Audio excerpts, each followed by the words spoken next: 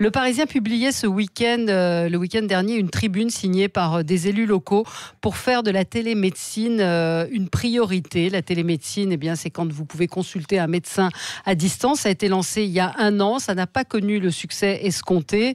Il y a environ 60 000 consultations. On en attendait 500 000. Selon un récent sondage, 79% des Français estiment que ce n'est pas fiable, pas aussi fiable qu'un médecin qu'on voit physiquement.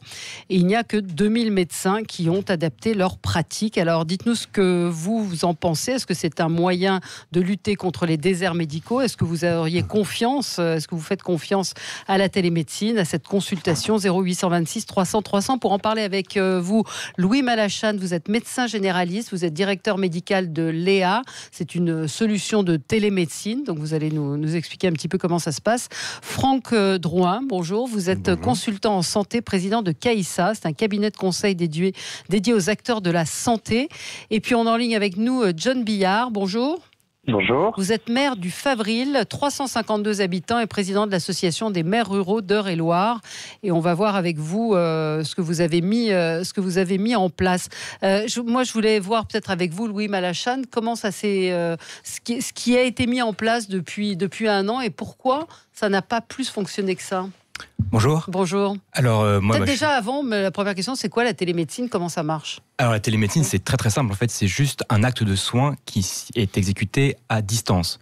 Même parfois, un simple coup de téléphone entre 2 professionnels de santé peut déjà être considéré comme un acte de télémédecine. D'accord. Chez Léa, ce qu'on fait, c'est qu'on a simplement créé un outil à destination des médecins généralistes ou des médecins spécialistes pour les aider à mieux prendre en charge leurs patients à distance. Ouais. Mais il faut avoir vu le médecin avant. C'est ça que j'ai découvert en préparant cette émission en fait est le gros point noir. C'est-à-dire que je ne peux pas, moi, me connecter, voir un dermato, un médecin que je n'ai pas vu auparavant. Alors, bien sûr que si, ça, vous pouvez le faire, mais elle ne sera pas remboursée. D'accord, c'est sur le remboursement. Voilà, il faut bien que les auditeurs comprennent qu'il y a 2 types de téléconsultation. La téléconsultation qui est remboursée et la téléconsultation qui n'est pas remboursée. Pour qu'une téléconsultation soit remboursée, donc soit prise en charge par l'assurance maladie, il faut qu'il y ait 3 critères. Il faut que vous connaissiez votre médecin, il faut que vous l'ayez vu dans les 12 derniers mois, et il faut que ce soit le médecin qui vous invite à faire une prise en charge à distance. Ce n'est pas vous qui pouvez demander à votre médecin. Donc c'est pas comme ça qu'on va lutter contre les déserts médicaux. Franck Drouin, non, c'est le principal frein. C'est un des aspects, la téléconsultation, puisque la télémédecine, comme le disait le docteur à l'instant, c'est extrêmement large. La téléconsultation est un des aspects de la télémédecine, qui a démarré depuis effectivement le 15 septembre de l'année dernière. Il y a plein d'autres leviers aujourd'hui, plein d'autres réponses pour lutter contre les déserts médicaux. Ce qu'on appelle les déserts médicaux, qui est un sujet sur lequel on peut pas mal discuter. Mais le frein aujourd'hui n'est pas à chercher du côté des technologies, n'est pas à chercher effectivement du côté même du remboursement. Il est à chercher du côté de l'évolution des mentalités et de l'accès aux soins. Des patients. On a Sandra qui nous dit: j'ai testé cet été, ça m'a évité 5 heures d'attente aux urgences. C'est l'objectif, c'est aussi de désengorger bien sûr, certains... Il ne faut pas considérer la téléconsultation comme un substitut d'une vraie rencontre avec un vrai médecin qui peut vous toucher. Alors c'est dans quel cas justement? Il y a plein aujourd'hui des premiers retours d'expérience en France ou à l'étranger, puisque dans beaucoup de pays dans le monde c'est déjà développé. Ça permet tout simplement, par exemple, d'éviter un renouvellement d'ordonnance, plutôt que d'attendre... de mobiliser un médecin pour faire un acte mécanique de renouvellement d'ordonnance. On peut pratiquer une téléconsultation, ce qui permet de donner plus de temps d'un médecin à des gens qui en ont vraiment besoin sur du dialogue et de l'échange. Oui, mais pourquoi un simple coup de fil suffit? La télémédecine, c'est quoi? C'est qu'il y a forcément une interaction visuelle. Quelle est la différence avec un coup de fil à un médecin? Déjà, c'est que premièrement, pour être remboursé, il faut qu'il y ait un lien vidéo. Mais il faut également que l'échange de documents soit sécurisé. Parce qu'actuellement, on ne peut pas envoyer des documents médicaux par mail, parce que ce n'est pas un moyen de communication qui est sécurisé. Donc il y a des risques. Chez Léa, on est une entreprise qui respecte tous les critères de sécurité pour stocker des données de santé et ainsi garantir leur sécurité. Comment vous expliquez, vous, que ça mette autant de temps à démarrer? Il y a à la fois les patients, ce que disait Franck Drouin, puis les médecins aussi, non, qui sont assez réticents. Les médecins sont assez réticents parce qu'il y en a certains qui ne sont pas non plus totalement informés sur la différence d'une téléconsultation qui est remboursée et qui n'est pas remboursée, mais également... la moyenne d'âge des médecins en France est quand même assez âgée et nous on en rencontre beaucoup qui nous disent j'ai pas envie de changer maintenant. La téléconsultation en tout cas elle prend compte le plus grand succès chez les jeunes médecins généralistes. C'est eux qui la pratiquent le plus. Oui, c'est une question Vous dites, Franck Drouin, il faut faire la différence entre télémédecine et téléconsultation. Et la télémédecine, ça concerne les praticiens entre eux. Ça s'appelle, les praticiens entre eux, c'est ce qu'on appelle la téléexpertise. D'accord. Donc, la télémédecine, c'est beaucoup plus large que la téléconsultation. Envoyer un examen d'imagerie, une radio vers un médecin, que ce soit un médecin vers un médecin, un patient vers un médecin, ça fait partie de la télémédecine. C'est extrêmement large comme sujet. D'accord. John Billard, racontez-nous un petit peu comment ça se passe dans votre commune. Vous êtes battu pour l'installation, c'est ça, d'une cabine de téléconsultation ?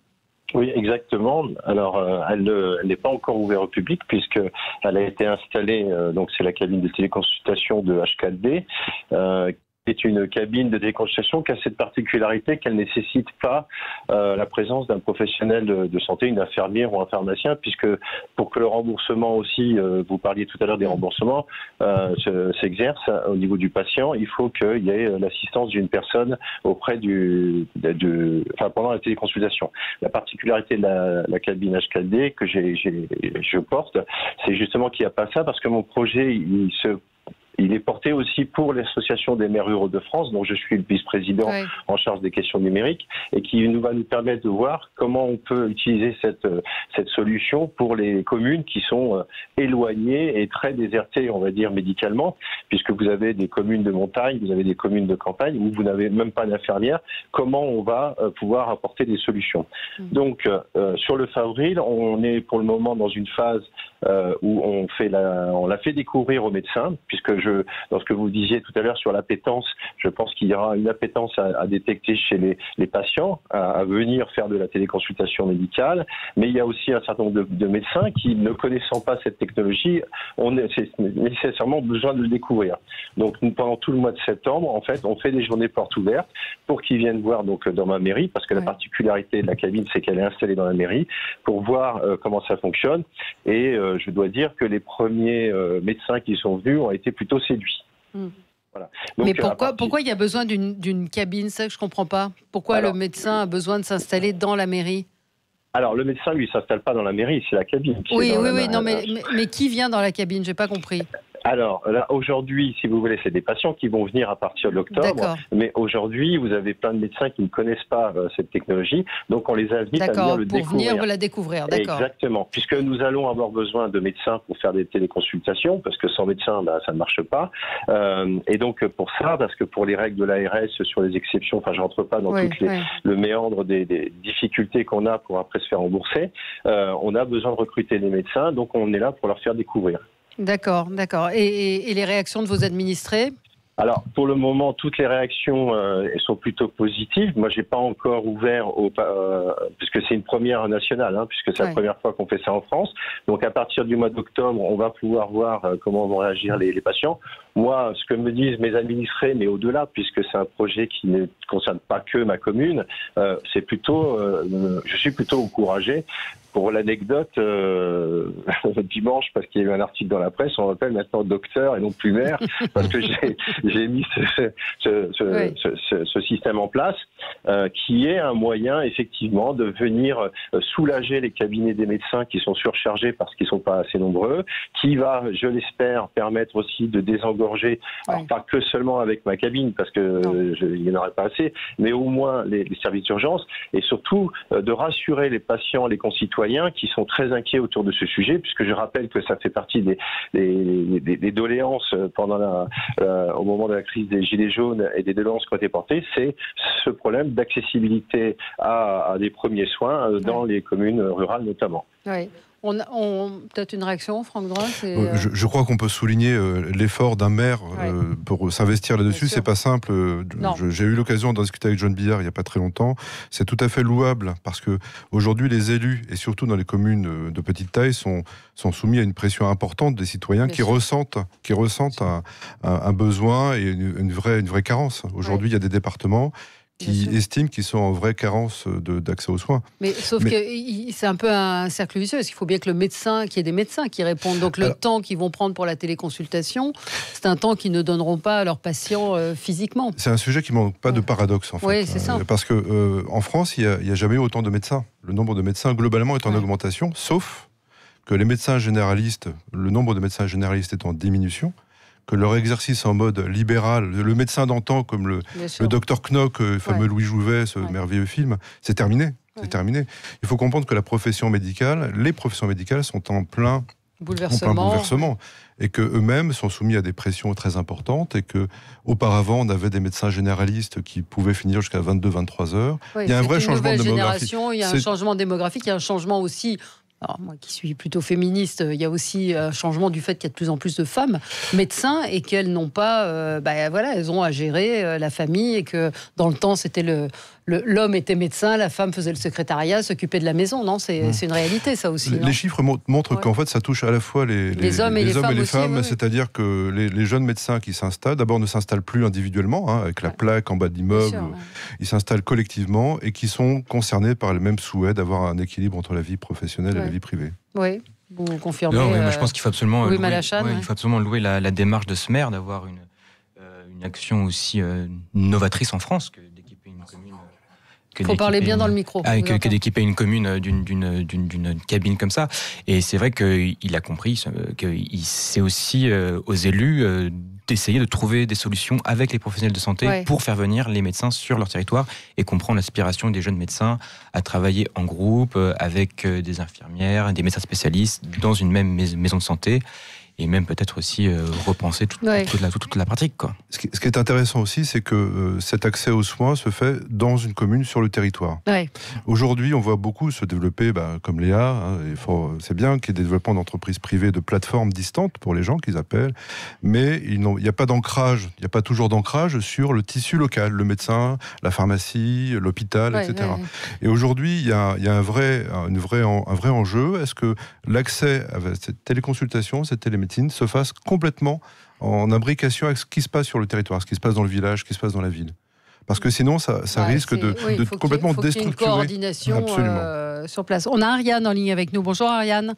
Oui, bonsoir. Et bonjour. Je suis tout à fait d'accord avec ce qui vient d'être dit, c'est-à-dire que la télémédecine ne va pas remplacer la médecine. S'il y a une coordination entre tous les soins offerts sur place, surtout dans les lieux un peu reculés, et la médecine, les consultations par télémédecine, c'est tout à fait formidable parce qu'on n'a pas besoin de se déplacer à 30 km ou d'aller aux urgences. Si on tombe, si on se casse une jambe, il faut quand même avoir une aide tout de suite. Il faut appeler les pompiers, je ne sais pas. Vous y avez eu recours à la télémédecine? Vous avez déjà... J'ai été sollicitée, j'ai vu ce que ça proposait et j'avais besoin d'un ophtalmo. Alors c'est la seule fois où j'ai pas vu mon ophtalmo par télémédecine, parce que j'en ai un à Paris, mais j'étais obligée d'aller à Paris pour faire la consultation. Ouais. Et il se peut que la prochaine fois je vienne, mais quand même la consultation d'ophtalmo, il faut quand même avoir des appareils spécialisés. Mais sinon, je suis tout à fait prête pour une consultation, par exemple, de dermatologie, où il faut vraiment, il y en a très peu, et puis il faut prendre un rendez-vous 6 mois à l'avance. Quand on a, je ne sais pas, une excroissance suspecte, le faire par télémédecine, ça me paraît tout à fait possible quand on est équipé, bien sûr. Oui. Merci beaucoup. Merci de votre témoignage, Ariane. On se retrouve dans un instant. Êtes-vous prêt à vous faire soigner à distance par la télémédecine? 0826 300 300. À tout de suite. Et en plus, c'est bon. Sud Radio, 10h midi, Valérie Expert, Média.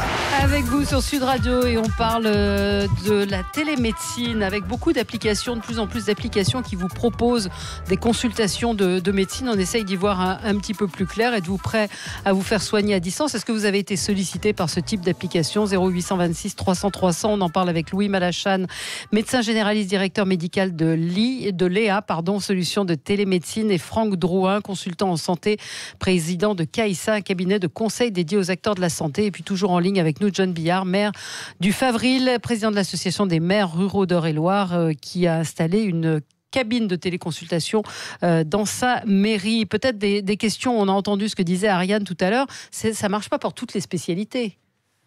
Alors, quel type de consultation on peut faire par télémédecine? Alors, toutes les spécialités en France ont le droit de faire de la télémédecine. Il est vrai que les dermatos, ça marche plutôt bien parce qu'ils peuvent recevoir des photos de la lésion et donner leur avis au médecin.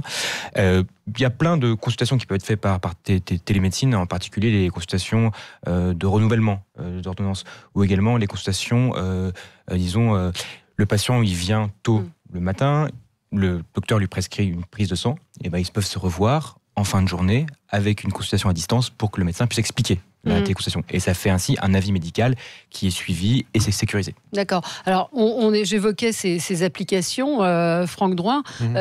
C'est quoi la différence? Parce qu'on vous propose en gros de consulter directement un médecin via une plateforme, c'est ça? Oui, c'est ça. C'est un peu les limites du système? Pour faire très simple, vous avez des plateformes qui ont leurs propres équipes de médecins qui sont autour du téléphone, pour faire très simple, et qui pilotent justement, qui ont une cohérence dans la réponse. Et puis, il y a des plateformes qui font de l'intermédiation, qui vous appelez, ils vous mettent en relation avec un médecin qui est disponible à ce moment-là, qui est d'accord pour réaliser cette consultation. D'accord. Et ça c'est remboursé ou pas? Dans les deux cas, c'est remboursé à partir du moment où ça respecte les critères réglementaires. Et c'est quoi les critères réglementaires? C'est encore une fois d'avoir... C'est d'avoir vu un médecin dans les 12 derniers mois. Et que mais pas forcément celui-là. Non, pas forcément. Que cette téléconsultation soit recommandée par votre médecin traitant. Voilà. Et puis, je crois que c'est principalement ça. Et d'utiliser des outils sécurisés, technologiques sécurisés. Oui. Est-ce qu'on peut faire confiance à ces plateformes? Alors, chez Léa, nous, on n'est pas du tout une plateforme. En fait, nous, on équipe des médecins pour qu'ils suivent eux-mêmes leurs propres patients. D'accord. Et par contre, ces plateformes, oui, on peut leur faire confiance, parce que c'est des médecins qui ont été formés en France, qui sont thésés en France et qui exercent en France. Pour faire de la télémédecine en France, il faut avoir son diplôme de médecine en France et être inscrit à l'ordre. Mais est-ce que c'est aussi fiable d'avoir quelqu'un par écran interposé que quand vous êtes dans un cabinet? Alors, l'interrogatoire du médecin est absolument aussi fiable. Par contre, il faut comprendre qu'il n'y a pas d'examen clinique possible dans la simple mesure où le médecin peut juste visualiser certaines lésions. On se rend compte que lors des téléconsultations, les médecins échangent beaucoup plus avec leurs patients et les patients prennent plus de temps de décrire leurs symptômes. En tout cas, une téléconsultation, c'est vraiment une bonne première consultation. Si jamais le médecin sent que ça ne peut pas se poursuivre à distance, à ce moment-là, il convoque le patient à son cabinet pour faire un examen clinique approfondi. Oui, Franck Drouin. Il faut noter qu'on est au début d'une ère nouvelle là-dessus. C'est-à-dire qu'il y a des sociétés maintenant qui sont comme Google ou autres, qui d'ores et déjà ont bâti des algorithmes qui permettront à un patient, soit par téléphone, soit par Internet, etc., d'évoquer leurs problèmes de santé et d'avoir des réponses avec en face des outils d'intelligence artificielle. On est vraiment dans une révolution complète de la relation entre un patient et les professionnels de la santé. Mais une certitude, c'est qu'on aura toujours besoin du dialogue singulier entre un patient et un professionnel de la santé. Que ça soit, il faut le souligner, aujourd'hui, on parle beaucoup des médecins, puisque 40% des actes de téléconsultation sont faits par des médecins généralistes, 30% par des spécialistes, et demain, et c'est une belle avancée portée par le gouvernement, les infirmières pourront également réaliser des actes en téléconsultation. Comme quoi? Parce que les infirmiers ils viennent faire en général des pansements, des piqûres, des prélèvements. Les maladies chroniques, pour les maladies chroniques, pour les diabétiques notamment, l'hypertension. On a la chance en France d'avoir un très bon niveau de professionnels de la santé. Et nos infirmières, aujourd'hui, revendiquent, et à juste titre d'ailleurs, une place plus importante dans le parcours de soins. Mais est-ce que ça peut aider à lutter contre les déserts médicaux? C'est une des réponses, mais il faut souligner qu'aujourd'hui, il y a beaucoup d'autres dispositions qui sont mises en place, parce que, par exemple, 5% par an de recours supplémentaires aux urgences. Pourquoi? Parce que les gens semblent ne plus trouver de réponse sur le territoire. La téléconsultation peut permettre à des gens de ne pas aller aux urgences pour un renouvellement d'ordonnance parce qu'ils ne trouvent pas de médecin, par exemple. Bon. Mais il y a plein d'autres dispositions aujourd'hui portées par les pouvoirs publics, mais en accord assez consensuel avec les professionnels de la santé, sur les communautés de professionnels de santé, sur les territoriales de santé, où on va demander aux médecins généralistes libéraux d'aider à organiser une coordination entre eux. Autour du médecin, le pharmacien, l'infirmière, pour éviter que les gens n'aillent aux urgences. Voilà, ça, ce sont des réponses qui sont bien plus fortes et structurelles que la téléconsultation. Mais la téléconsultation, c'est un acte, c'est un prolongement technologique d'un acte porté par plusieurs professionnels de la santé. Oui, Philomène nous dit que c'est le système Azalée pour le diabète. C'est ça ou pas? Oui, c'est certaines infirmières qui sont spécialisées dans la prise en charge du diabète. Ce sont des infirmières ultra spécialisées. Ça se met en place. Et aussi, la téléconsultation va arriver dans les pharmacies, avec des cabines qui vont être placées un peu partout en France. Et également, la téléconsultation est au centre du plan d'Agnès Buzyn pour la réforme des urgences et du SAMU. Et vous sentez quand même une réticence, encore une fois, on misait, ce chiffre 500 000 contre 60 000 actes, c'est quoi? Ça vient de quoi? Vous l'avez dit, un peu de réticence, je crois qu'il faut relativiser, mise en place. Il faut relativiser, il y a une très forte augmentation depuis que c'est mis en place, ça ne fait qu'un an, vous savez, on a un système qui est quand même historique et qui est séculier, donc 3300 aujourd'hui consultations par semaine, ça augmente progressivement. Et puis, vos émissions contribuent à faire connaître. Ce qui me paraît compliqué, c'est quand même cette histoire de remboursement. C'est-à-dire le fait de ne pas avoir vu de médecin fait qu'on ne peut pas être remboursé. C'est quand même ce que vous nous dites.